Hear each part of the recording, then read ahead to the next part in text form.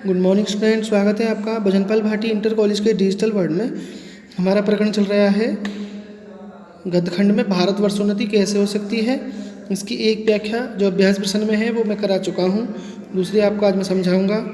ये सब तो समाज धर्म है जो देश काल के अनुसार शोधे और बदले जा सकते हैं। दूसरी खराबी यह हुई कि उन्हीं महात्मा बुद्धिमान ऋषियों के वंश के लोगों ने अपने बाप दादों का मतलब न समझकर बहुत से नए नए धर्म बनाकर शास्त्रों में धर दिए हैं।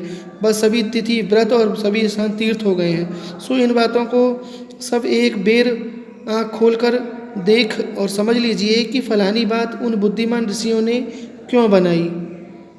ठीक है, तो सबसे पहले इसकी जो व्याख्या है रेखांकित अंश की उसे समझते हैं। लेखक के अनुसार लेखक कह रहा है कि ये सब तो समाज धर्म है, यानी जो देश काल के अनुसार शोधे और बदले जा सकते हैं। यानी ये तो सब समाज के अनुसार हैं, धर्म के अनुसार हैं, जो देश और समय के अनुसार बदले और संशोधित किए जा सकते हैं। यानी इनमें यदि ज़रूरत पड़ेगी तो बदलाव हो सकता है, परिवर्तन ला सकते हैं।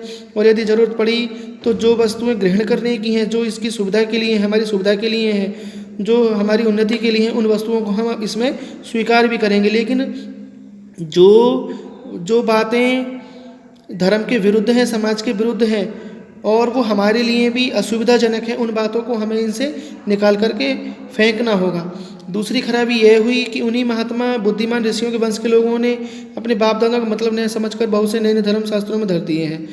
उन कहने का मतलब ये है कि दूसरी बात सबसे खराब बात है। नहीं, दूसरी बात यह हुई कि जो हमारे महापुरुष हुए हैं, बुद्धिमान ऋषि हुए हैं, उन्हीं के वंशजों ने, उन्हीं के यानी हमारे पूर्वजों के जो पीढ़ी हुई है, जो व्यक्ति हुए हैं, उन्होंने अपने माँ बापों का यानी अपने बाप दादाओं का यानी उन ऋषि मुनियों का के द्वारा बनाए गए नियमों को न समझ करके, यानी उन्होंने ये नहीं समझा कि ये जो नियम हमारे लिए बनाए गए हैं ये हमारी ही सुविधा के लिए हैं, इनसे हमारी ही उन्नति होगी, इनको न समझकर अपितु अपने स्वार्थ की पूर्ति के लिए अपने अनुसार अनेक प्रकार के धर्म बना दिए हैं और उन्हें शास्त्रों में रख दिया गया है।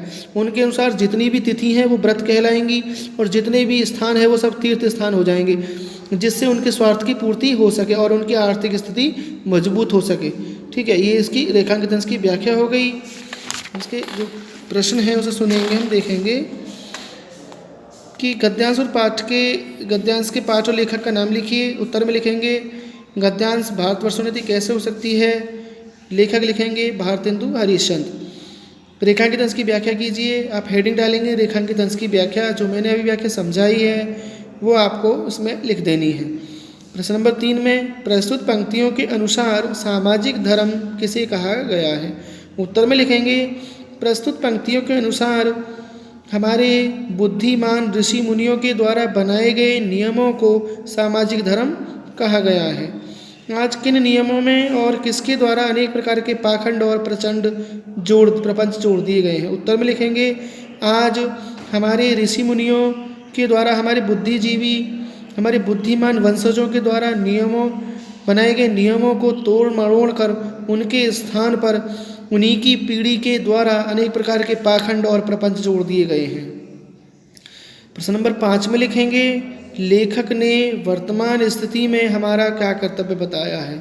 उत्तर में लिखेंगे लेखक ने वर्तमान स्थिति में हमारे कर्तव्य बताया है कि हम सोई हुई जनता को जगाएं।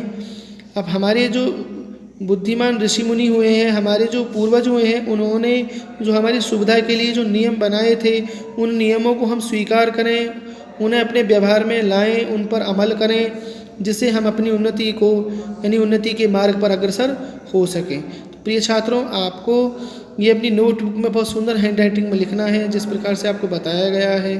ठीक है, और यदि जब भी कोई इसमें दिक्कत आती हो तो आप कॉलेज में आकर के अपनी जो समस्याएं हैं उनको आप सॉर्ट आउट करा सकते हैं। और एक बार सप्ताह में एक बार अपनी कॉपी अपने विषय अध्यापक को अवश्य चेक कराने के लिए आएँ। ठीक है, तब तक के लिए धन्यवाद।